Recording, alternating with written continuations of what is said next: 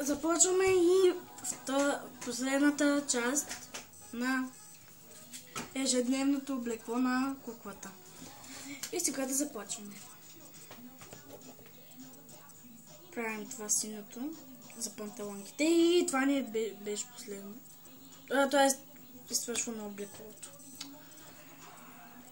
Като направим това за панталонките и вече свършваме облеклото и...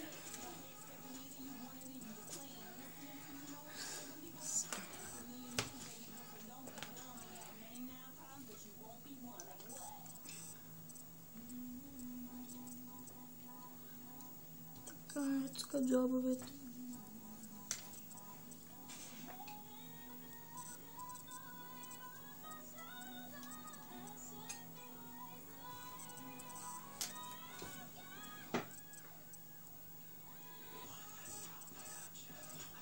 Тук не е задължително от зади да слагаме такива, но пък може и да сложите сега, ако ви ако желаете, но аз мисля, че не трябва, защото не се вижда отзади. Сега ще направим коланчето. Колана.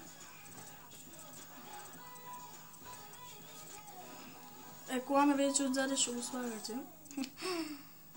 Така.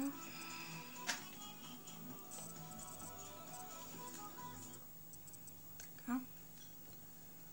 Малко не се развалиха. Нищо. И така, прибираме си всичко.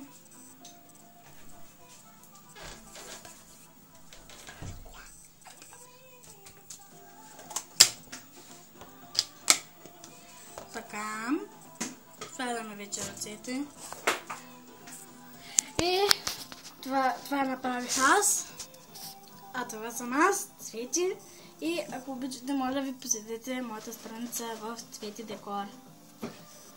В Facebook страницата на Цвети Декор. Много ви благодаря, че изгледахте моето шоу и да ви хареса. До чуване и до нови срещи!